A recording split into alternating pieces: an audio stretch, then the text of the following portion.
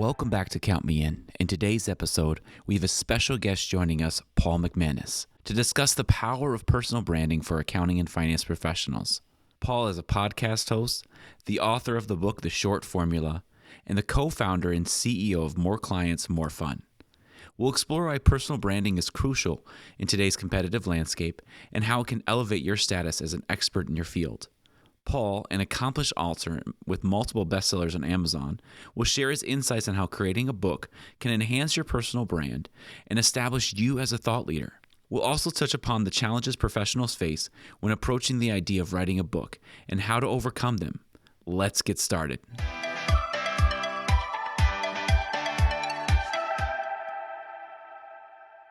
Paul, I want to thank you so much for coming on the podcast today. We're really excited to talk about personal branding and becoming better versions of ourselves through that type of work. And maybe we can start off by talking about why things like personal branding are especially important for today's accounting and finance professional. Definitely. Thank you for having me. I appreciate being here. I think personal branding is one of the things, whether you're a small business owner or whether you're work at a firm as a professional. At the end of the day, when you're growing your business or whether you're looking for promotions and to make a bigger impact in your world, but personal branding can be one of those things that help you differentiate yourself from everybody else. One of the ways that I primarily focus on to help professionals with that personal branding is to help them write and publish a book, which I know is something, I talk to a lot of financial professionals and I ask them if they've considered it, and many have, but it just seems like one of those daunting tasks that it's on someone's bucket list, but they never quite get to. So as part of the personal branding question that you asked, I'd love to deep dive as appropriate into how a book can really help accountants and other finance professionals really take that personal brand to the next level. Yeah, definitely. When you think about writing a book, some people think, oh no, I have to write this 1,000-page book and it's going to take 6 years, 10 years of my life. But if anybody has looked at the show notes for this event, if they've looked at what you do, they've seen you've written multiple books and they've been on Amazon bestseller. So how does creating that book really enhance your personal brand and elevate your status? Yeah, writing a book is one of those things that has a long history that people respect. I think there's really two things that help professionals stand out. One is writing a book, another is public speaking. There's the old quip from Jerry Seinfeld on the public speaking side that, if you're at a funeral, would you rather be giving the eulogy or be in the casket? And the joke was, well, most people would rather be in the casket because they're terrified of public speaking. But I think just the act of getting up and speaking in front of people is just one of those things that most people are afraid of, and so they respect. It's the same thing for writing a book. It's something that just in our culture, there's a tremendous respect for someone who's put in the work, done the work, and who has written and published a book, because it's one of those things that really differentiate yourself from everybody else in the field. It's one of those things that people think about, talk about, and more often than not, never do. And there's a variety of reasons why, a variety of benefits to doing it. Personal branding be one of them, which we can go deeper on. And then there's also a variety of reasons why people never take that action. So I think on the plus side, we want to be clear about why do it, right? There's a great Simon Sinek talk about begin with why. Mm-hmm. And when your why is clear, then you get that much more clear on the motivation and the how. And so let's talk about the why. And from a multiple ways to think about it. So again, if you are one of those professionals that does any kind of work in the capacity as a business owner, so let's say maybe you're a fractional CFO and you're looking to attract clients. Let's say that you work with clients themselves and maybe what you do is more difficult to understand. The ability to articulate your core knowledge through a book, way that is interesting and simplifies it to an outside audience, especially an outside audience of non-experts, is a very powerful way simply to communicate. I find that writing a book, it's a personal growth endeavor. Oftentimes you start with a blank page and you think, okay, what do I know about this topic? And after a few minutes, you're like, oh, that's it. No. And so you have to say, wait a minute, I know more than this. And it really challenges you to think about what you know and why is that important and who's interested in that and how can you communicate that in a way that's effective? How can you use stories? Oftentimes, especially with accountants and other finance professionals, what I find is that there's a lot of jargon. There's a lot of technical terms. There's a lot of things that they understand implicitly through experience and study, but for a non-expert, they get lost. And so it's how do you communicate ideas in such a way that is relatable to whomever you're speaking to. And so throughout that process, we talked about personal branding a little bit, but it really helps you create, I think, leadership skills, communication skills, and those things all come together. And so whether you're looking to sell more, get a promotion, or simply be more effective at your job, the act of writing and publishing a book is an amazing vehicle to help supercharge those efforts. Hmm.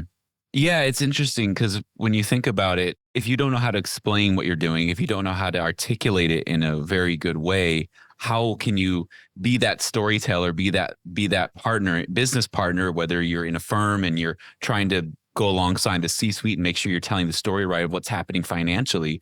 But you also, if you're trying to build your own business, you got to be that. And there's that word that comes up, thought leader. And I think that word is thrown around a little too much. Yeah. But maybe you can explain, what does it mean to be a thought leader, and how does that kind of boost your brand as you're building up this idea of writing a book? Yeah, I like that question. So before I get into thought leader, I want to talk about one of its the opposites almost. And it's an idea that you probably heard of and is known as imposter syndrome. And I think there's so many people that I talk to come to me in one of two ways when we start talking about writing a book. On the one side, it's either I have so much knowledge that I want to share with the world. And then, of course, they run into the challenge of where do I start? On the other side, it's who am I to talk about these ideas? What I do is very average and ordinary. Would people be interested in what I know? And, that's a form of imposter syndrome. And so as a starting point, in either case, what I love to be able to help people do, on the one side, if they have a lot of knowledge and ideas that they want to share, it's how do you simplify and focus that to a core message that you have a core audience for, and it resonates with them, and they're motivated to learn more about ultimately how you can help solve a problem in most cases, help them create that transformation from where they are to where they want to be, and do so in a compelling way that engages them and interests them. And then on the other side, if someone's stuck and thinking, what do I have to share? What I love doing with them is really showing them, it's almost falling in love again with all the amazing knowledge that you've learned. I mean, all of us, we've put years into our craft, into our profession. We've learned really cool things. And over time, because it becomes so routine and we don't actively think about it, I'd say we get bored of it, right? Or it's just so routine that we forget how amazing it was the first time that we actually learned how to do something. The first time I learned how to do something, I'm like, this is the best thing ever. And then, a week later, a month later, it's like, I do that all the time. So I wanted to establish that first, because now when you think about a thought leader, what is a thought leader? And there's a progression of what's considered a thought leader. But I think first and foremost, it's someone who's perceived to be an expert on a subject.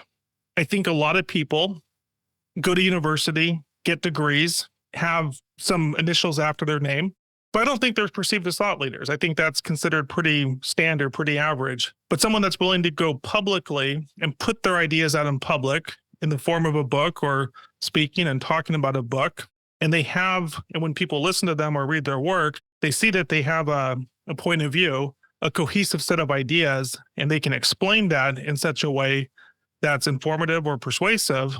That becomes the basis, in my mind at least, of becoming a thought leader.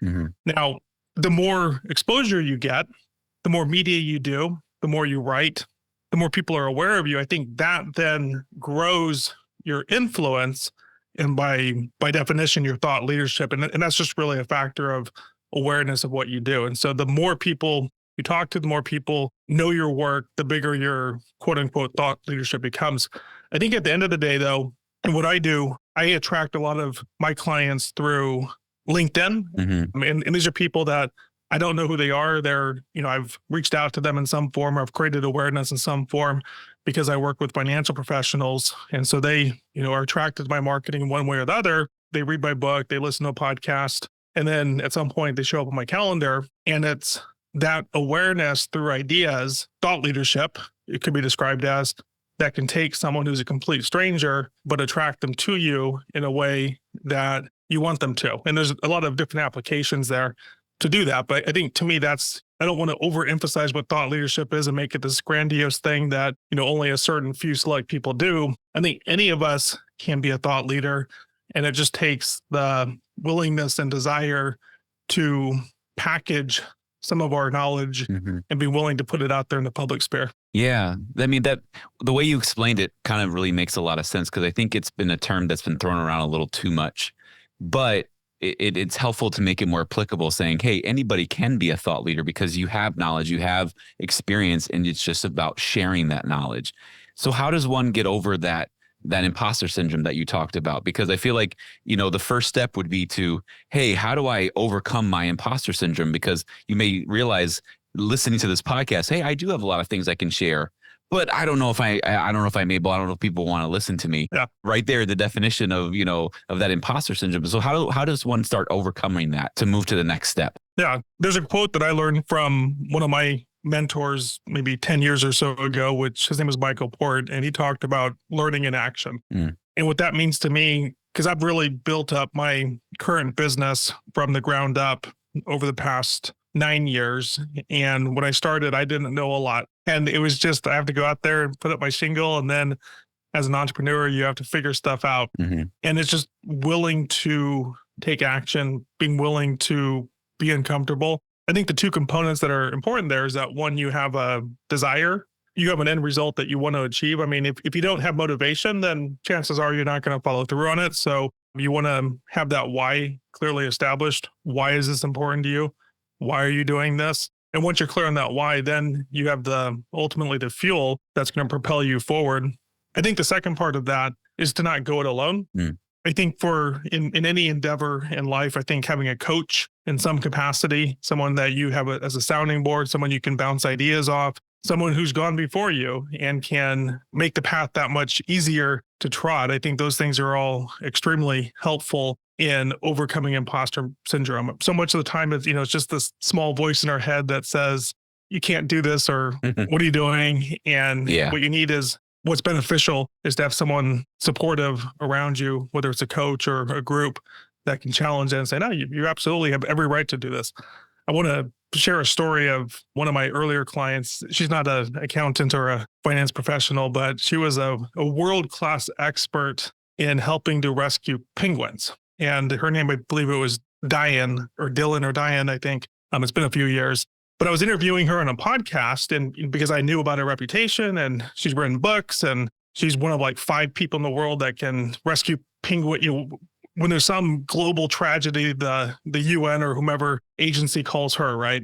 So, that I think by definition would be an expert. That would be a thought leader in the space. But when I interviewed her on the podcast, it was just amazing. She's like, who am I to do this? And I mean, it was just remarkable considering that she's like one of 5 people. She's written books. She does this for a living. But it just goes to show you that this is very common. And so I think another aspect of that is just being aware that it's okay. If you're having small thoughts, that's okay. We all go through it. And it's having that vision, that goal, that why that can help you say, okay, I'm willing to grow. I'm willing to stretch my comfort zone because there's a reason for me to do this. And so when you have those things in place, you can overcome imposter syndrome. Definitely. Well, and I like the idea of getting a mentor, getting somebody that has walked the road before you, because and I think I want to preface this too, is you're not going to get everything right the first time. You're going to fail, and you can't be afraid to fail, right? 100%. Myself as an entrepreneur, one of the chief lessons I've learned is fail fast, fail forward. And we're going to get most things wrong. And the more you're comfortable failing, the faster you can become successful. It's not to say that, you want to provide quality work and you want to do all these different things, but just being willing to fail is the fastest way to succeed. As an aside, I've taken improv classes.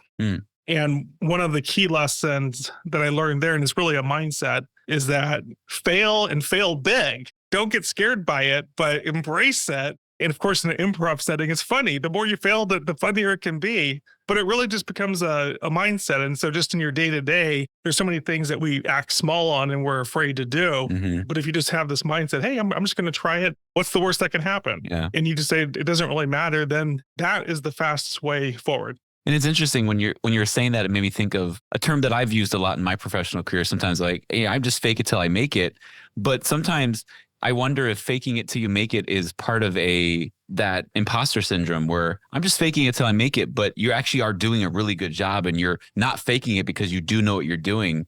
So I wonder if getting over that mindset of faking it till you make it and saying, no, I'm just going to fail hard and keep going forward instead. Yeah, I hear you because I think fake it till you make it almost has like a negative connotation. Yep. That you're not really qualified to do something. But yeah, no, I mean, I think it's how you frame it in your mind. It's like, yeah, I think it could be similar, but it's definitely the way that I mean it's in a positive way. It's that that is the way to success. But again, it's that's where, you can fake it till you make it on your own. And maybe that's where you don't tell anyone that you're uncomfortable or you don't quite know what you're doing or this or that. And maybe there are some negative connotations there, but that's where when you just understand that being uncomfortable is part of it, and you can surround yourself by like-minded people or a mentor or a coach, and they can help guide you and set those boundaries, so to speak, where it's okay to not get it perfect. Mm-hmm. It's okay to fail is a strong word, but it's okay. Imperfection's okay. Yeah. Right. I think another analogy might be perfectionism, right? It's like, well, if I can't write a masterpiece, if it's not going on the New York Times best-selling list, then why even bother, right? And I guess another analogy or another metaphor is being willing to write something or step out and not be perfect. Being willing to, because the act of doing something is inherently more valuable than staying small. Yeah. No, I like that. It's like kind of reframing that mindset of I'm not really faking it, but I'm learning as I grow, and things may not be perfect, but I'm putting myself out there, and that kind of helps me grow as a professional. It is. And I think it's the authenticity. And again, that's where you just kind of reframe it from the fake it till you make it, which can be a little bit of a negative connotation. It's just being authentic. It's like, hey, I'm learning something new. I'm trying something new. It's not going to be perfect. Bear with me, but this is my goal. And if you tell people that, they'll appreciate your authenticity when it comes to it. I think at the end of the day, it's part of imposter syndrome. It's the fear of being judged, right? So what if I do, it's like, I'm really good at staying in this lane. I'm really good at it, and people respect me, and I get praise, and I get rewarded. And if I come into this other lane that I'm not comfortable with, then I haven't developed my competency yet. And so suddenly people see that I'm not perfect. And so again, it's all this mindset stuff that you need to grapple with. And again, it's, should you put yourself through the process? And it goes back to your why. Yeah. And we'll talk about personal branding or writing a book. What could it do for your career? What could it do for your personal brand? What could it do for your thought leadership? What could it do for your ability to communicate? What could it do for your confidence? Yeah. I mean, I find that before I do anything now, I want to start by writing a book, because if I launch a service or a company or anything, I want to start by writing a book, because I know that in doing so, I'm going to get my own thinking very clear. I'm going to be able to communicate my message that much better. And then my path to success is that much shorter. Now, I'm sure somebody's been listening to us chat about writing a book and personal branding, and I'm sure somebody has thought of the term white paper. When you think of professional writing, people think of white papers. Maybe we can help distinguish the difference between this book that we're talking about writing and a white paper to help differentiate that in people's minds as we're talking through this. Yeah, in my mind, I guess from a strictly writing standpoint, they could have some similarities. I think from a status and impact level, though, there's a huge difference. Once author, what I love about the word is that it's part of the word authority. And so people see someone who's an author and they have a completely different view of them immediately in terms of their competency, their expertise, all these different things. Rightly or wrongly, that's the immediate perception that people have. I think with a white paper, you might have the same level of knowledge or skill set, but there isn't any status or additional credibility that is associated with it. There's no personal branding. Largely speaking, you don't go and tell people, hey, I wrote a white paper. No. Yeah. It's like, what? Whereas when you say you're an author, everyone suddenly steps back and says, wow, that's really cool. So my recent book, it's called The Short Book Formula. And I think that one of the reasons everyone is afraid to write a book is that if you think about a 40,000 page business book, that could be a daunting task. Mm-hmm. And then conversely, if you actually want people to read your book, people have limited attention spans. And so the idea of reading 6, 10, 12, 15-hour book is a bigger task for the reader. And so what I've devised is what I call the short book formula, which is based on writing a roughly 12,000 word book. Now, why is that important? 12,000 words, and the way we format it, is roughly 100 pages. And 12,000 words can be read or in audio form listened to in about 60 to 90 minutes. With 12,000 words, you have the ability to, in our case, we help people write and publish a book within 6 to 12 weeks. And so it's not this year-long thing that they have to do. So it's a lot more manageable. And on the flip side, when you give your book or when people read your book, they're that much more likely to actually not just get the book and put it on their bookshelf, they're that much more likely to actually read, listen to, and consume the message, which, especially if you're in the role of selling, is extremely important. Short books have a strong pedigree. I have a list right here that I talk about. So I'm going to name out a couple titles that you may have heard of before. The Art of War by Sun Tzu, 96 pages. The Prince by Niccolo Machiavelli, 94 pages. This next one, have you heard of the Communist Manifesto? For better or worse? I have. Yeah. 40 pages. And so I share those examples because you can see the kind of impact that short books have had throughout history. What I really love about short books is when someone reads it, if the message resonates, not only do they get through it and actually read the whole message, they're more likely to read it again. I mean, there's books that I've read multiple times because I really enjoyed it and I can get through it relatively quick. And this also helps to answer the question of the person who has too many ideas, so to speak, knows a lot of things, and they're trying to focus in on what should my book be about. My answer would be, well, let's start with one book and get it really focused in terms of your audience, what the message is, why they should read it, and write a book around that topic. But then from that point, you could start another book, 12,000 words. Maybe it's a new audience or it's a different topic. And so you have the ability to create over time a series of books. I mean, I've found that I've gone from publishing a book once a year to now where I'm starting to hit 2 books a year just because I see the value of it, and just the process of doing it is that much more quick and effective. Wow. And from somebody who's read your short formula book, it probably took me about 2 hours just because I'm a slower reader and I was kind of thinking more about it, but it is a very quick read and it's an easy read. And it's not like you have to write at a collegiate level, but you want to write at a level that people can understand and get through it quickly and understand what you're talking about. And so I think that's a huge difference too, is like, don't think that you have to write in this crazy way. Like you don't, obviously, I mean, something like The Art of War may not be easy for everybody to understand because of the way he wrote it, but other ones that went far, like the communist one you mentioned, that one went far and wide to many different people because of how the plain language, as an example of plain language and how well that can affect people. Yeah, I think that's one of the things that a book well written or well read is probably the better way to say that, uses accessible language. It uses language that an average person, a non-specialist, can read, absorb, and learn from. You know, and that might be another difference between a white paper and a book. I think a white paper is more technical in nature and it's geared more towards a technician. Whereas a book, fundamentally, you have a specific audience in mind, but you want to expand who the audience is and actually get them to read it because it's interesting and engaging, uses stories to make points. But the language should be accessible. It shouldn't be, I mean, when you're trying to impress people through fancy language, oftentimes it's actually the opposite. You want to make them understand it better. Yeah, you want to make them understand it better. You know, I've always heard that if you could explain what you do to an 8-year-old, you can explain it to anybody. And I think it's having that mindset when you're writing. Well, and then from there, it goes back to the benefits of writing a book is that it helps you to clarify your thoughts. It helps you to communicate your ideas better. And then aside from the actual book, it translates into your ability to communicate with people, whether it's internal in the company, whether it's external. You're able to express your ideas that much more clearly to a wider audience and be understood.